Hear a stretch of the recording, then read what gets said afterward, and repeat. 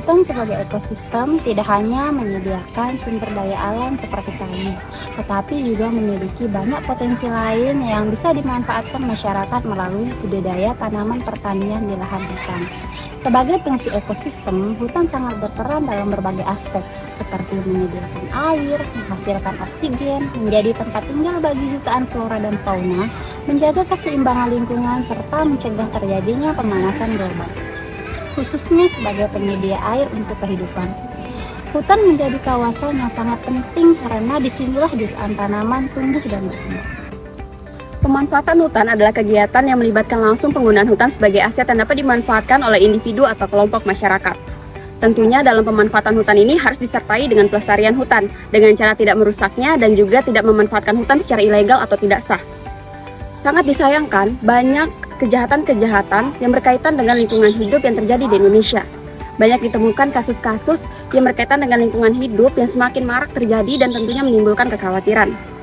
Tentunya ini juga berkaitan dengan bidang kehutanan yang merupakan salah satu sumber ekonomi di negara Indonesia.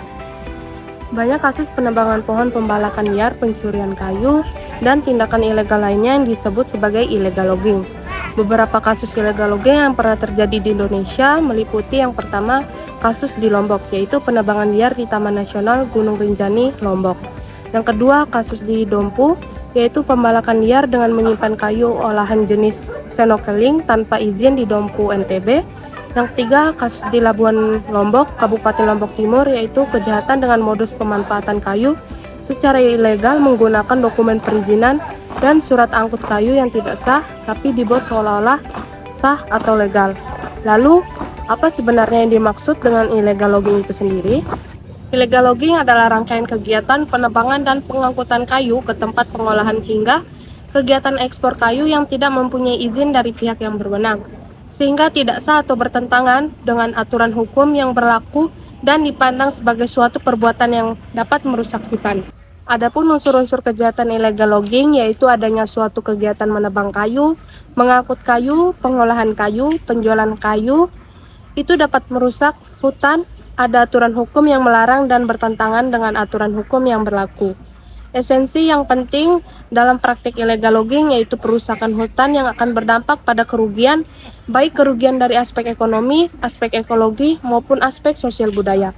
Oleh karena itu, kegiatan tersebut tidak melalui proses perencanaan secara komprehensif, maka illegal logging mempunyai potensi merusak hutan yang kemudian berdampak pada perusakan lingkungan. Ciri utama yang mengindikasi terjadinya illegal logging diantaranya itu pertama, kayu yang diangkut atau disimpan tidak dilengkapi dengan surat-surat resmi yang sah yang membuktikan legalitas asal-usul kayu.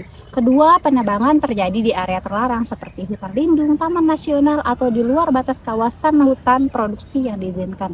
Ketiga, aktivitas sering dilakukan secara diam-diam pada malam hari atau lokasi yang sangat terpencil dan sulit dijangkau oleh pengawasan. Keempat, pelaku terkadang menggunakan alat-alat sederhana atau manual untuk menghindari jejak dan kebisingan yang menarik perhatian. Kelima, pengangkutan kayu dilakukan menggunakan jalur-jalur tikus, bukan jalur resmi, dan di luar jam operasional yang normal. Terakhir yaitu, penebangan dilakukan tanpa memedulikan diameter minimum pohon yang boleh ditebang, atau menggunakan sistem tebang habis, padahal seharusnya menggunakan sistem tebang tiup. Ada beberapa faktor yang menyebabkan terjadinya illegal logging di Indonesia. Yang pertama, adanya ketidakseimbangan antara permintaan kayu yang sangat tinggi dengan persediaan kayu legal yang terbatas. Adanya permintaan yang tinggi ini mendorong praktik penebangan liar di kawasan sensitif seperti Taman Nasional dan juga hutan konservasi. Faktor yang kedua, adanya ketidaksambungan antara Peraturan Pemerintah Nomor 21 Tahun 1970 tentang Hak Pengusahaan Hutan atau HPH dan siklus tebang pilih tanam Indonesia atau TPTI untuk hutan produksi. Peraturan pemerintah ini menetapkan jangka waktu konsensi HPH hanya 20 tahun, sementara siklus TPTI yang ideal adalah 35 tahun untuk menjaga regenerasi hutan. Ketidakselarasan inilah yang menyebabkan pemegang HPH tidak memenuhi TPTI, sehingga mereka tetap menebang pohon sebelum mencapai usia yang matang yang ditentukan. Akibatnya, kelestarian hutan yang terganggu dan praktik penebangan ilegal semakin marak. Faktor ketiga adalah lemahnya penegakan dan pengawasan hukum terhadap pelaku illegal logging. Banyak pihak yang menilai bahwa penindakan hukum yang dilakukan hanya menyasar pelaku lapangan, bukan dalang utamanya. Selain itu, adanya dugaan keterlibatan pejabat pemerintah turut memfasilitasi legalisasi praktik ilegal sehingga mempermudah pelaku illegal logging dalam melancarkan aksinya. Faktor yang keempat adalah tumpang tindih kebijakan antara pemerintah pusat dengan pemerintah daerah. Hak pengusahaan hutan atau HPH secara tradisional berada di bawah wewenang pusat. Tapi sejak otonomi daerah diterapkan, pemerintah daerah diwajibkan memenuhi kebutuhan wilayahnya secara mandiri. Hal ini mendorong daerah untuk mengeksploitasi potensi ekonomi lokal termasuk hutan, guna meningkatkan pendapatannya. Akibatnya, terjadi konflik kebijakan. Pusat mengatur konservasi, sementara daerah mengeluarkan aturan eksploitasi hutan untuk kebutuhan lokal. Tumpang tindih inilah yang mempercepat eksploitasi sumber daya kehutanan. Faktor yang kelima yaitu adanya kemiskinan, khususnya di kalangan masyarakat yang tinggal di sekitar atau di dalam kawasan hutan. Kondisi ekonomi yang sulit ini memaksa mereka untuk mencuri kayu untuk memenuhi kebutuhan hidup sehari-hari. Akibatnya, penebangan liar yang menjadi pilihan cepat meskipun beresiko, karena kurangnya akses ke peluang ekonomi alternatif. Faktor yang keenam yaitu rendahnya kualitas sumber daya manusia, yang melibatkan masyarakat, pengusaha, dan juga aparat. Hal ini disebabkan oleh tingkat pendidikan yang rendah dan kurangnya kesadaran, sehingga pelaku hanya memprioritaskan kepentingan pribadi tanpa memikirkan dampak jangka panjangnya. Di sisi lain, oknum aparat sipil dan keamanan itu ikut serta mengambil keuntungan dari kondisi tersebut, yang tentunya ini memperburuk masalah.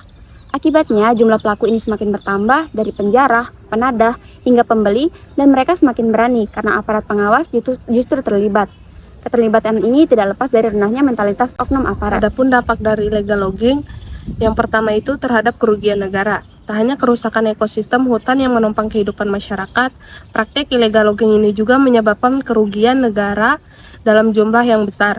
Dalam salah satu studi yang dilakukan di Indonesia selama kurun waktu 2004 sampai 2010, kerugian negara akibat pembalakan hutan di Indonesia mencapai 169,7 triliun. Nilai sebesar itu diperoleh dari perhitungan kekurangan penerimaan negara dari sektor pajak bumi dan pembangunan serta sejumlah perizinan dan royalti.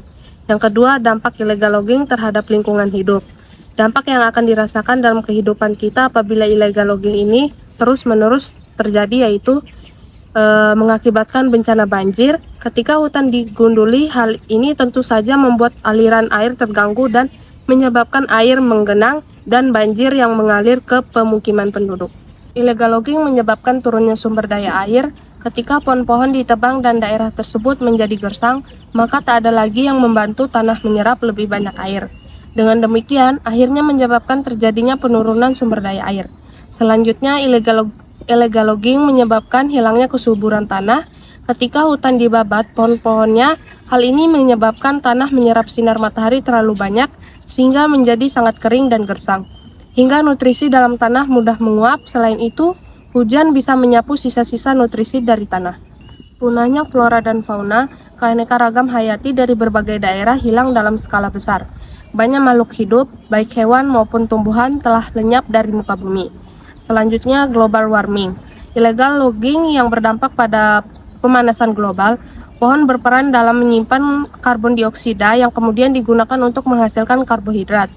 Lemak dari protein yang membentuk pohon dalam biologi proses ini disebut fotosintesis. Ketika terjadi deforestasi, banyak perpohonan yang dibakar, ditebang, yang mengakibatkan lepasnya karbon dioksida di dalamnya. Hal ini menyebabkan tingginya kadar karbon dioksida yang ada di atmosfer. Adapun beberapa solusi utama untuk mengatasi illegal logging yaitu yang pertama, reboisasi atau penanaman kembali hutan yang rusak untuk memulihkan ekosistem dan mencegah erosi. Yang kedua, menerapkan sistem tebang pilih yaitu metode penebangan yang hanya memilih pohon yang matang agar hutan tetap berkelanjutan. Yang ketiga, manipulasi lingkungan serta pengendalian hama dan penyakit untuk membantu pemulihan hutan secara alami. Yang keempat, penanaman hutan secara intensif sebagai pilihan terbaik karena memungkinkan prediksi kebutuhan kayu tanpa merusak habitat hutan yang alami, yang masih sehat tentunya. Dengan cara ini, keseimbangan antara pemanfaatan sumber daya dan pelestarian lingkungan dapat terjaga. Penanggulangan illegal logging dapat dilakukan dengan menggabungkan upaya pencegahan atau preventif, penindakan atau represif, dan juga monitoring atau deteksi. Yang pertama ada deteksi terhadap kegiatan penebangan liar, itu harus terus dilakukan meskipun saat ini sering kurang diikuti dengan tindak lanjut yang tegas, sehingga diperlukan komitmen untuk menindaklanjuti dengan penegakan hukum yang nyata di lapangan. Yang kedua, tindakan preventif yang berorientasi jangka panjang dan strategis seperti pembangunan kelembagaan dengan pemberian reward dan punishment untuk mencegah terjadinya illegal logging sejak awal.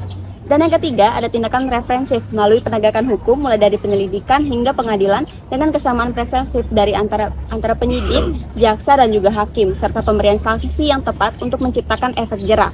Dengan demikian, upaya ini dapat mengurangi illegal logging secara efektif. Dalam penanggulangan penebangan liar atau illegal logging menghadapi berbagai hambatan serius yang bersifat multidimensi.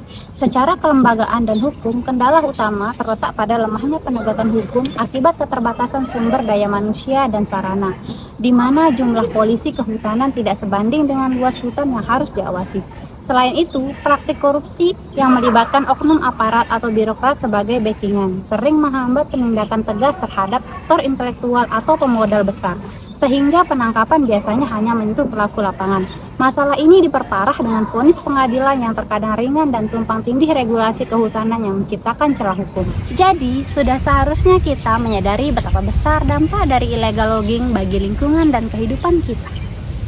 Hutan bukan hanya sekedar pohon, tetapi juga sumber kehidupan yang harus kita jaga bersama. Mari hentikan pembalakan liar mulai dari diri kita sendiri. Selamatkan hutan, selamatkan masa depan. Sekian dari kelompok kami. Terima kasih.